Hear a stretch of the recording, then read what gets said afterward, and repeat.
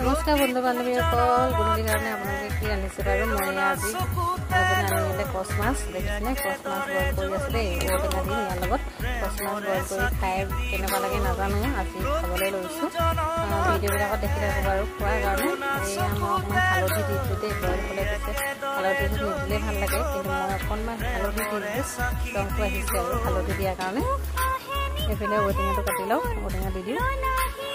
এইফালে পানীটো কমি আহিলে আৰু ধুনীয়াকৈ মাছকেইডোখৰ সিজি গৈছে।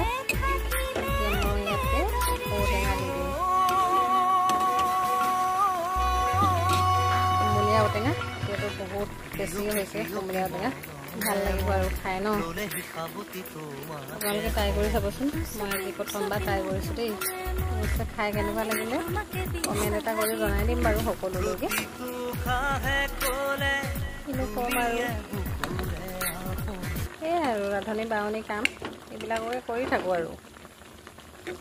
তাকে আকৌ কোনো লোকে কয়, এই আজিকালি ফেচবুকত দেখিছোঁ নহয় অকল ভিডিঅ'কে বনাই থাকা, পইচা পাতি পাইছা নাই হয়?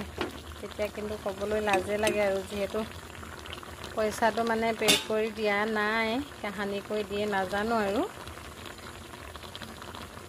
অকণমান নিমখ দি থৈছিলোঁ, হ'লেও আৰু অকণমান নিমখ দি দিছোঁ। আৰু ইয়াতে অকণমান জালুকৰ গুড়ি দিম, গোটাকৈ 2টা জলকীয়া দি দিছোঁ। ল'ৰাই খাব নোৱাৰে যিহেতু, আমি ডাঙৰকেইটাহে খাম। এফালে দিছোঁ অকণমান জালুকৰ গুড়ি অকণমান দি দিলে, ঔটেঙা দিছোঁ যে সেইকাৰণে ভাল লাগিব, সেইকাৰণে দি দিছোঁ আৰু অকণমান। এইফালে আদা নহৰু পেষ্টখিনি দি দিলোঁ। মই আদা নহৰুখিনি একেবাৰে ভালকৈ মানে একেবাৰে মিহি কৰি খুন্দি লোৱা নাই, যিহেতু এনেকৈ খুন্দিলে মানে খাবলৈ বৰ বেছি ভাল নালাগে, অকণমান মানে দাঁতত লাগিব লাগে, সেইকাৰণে মই এনেকৈ দি দিলোঁ। আৰু এতিয়া অকণমান উতলিব আৰু তাৰপাছতে ৰেডি। আপোনালোকে কি বনালে জনাব দেই। ৰেডি হৈ গ'ল আৰু দেই, ঔটেঙা আৰু কচ মাছ।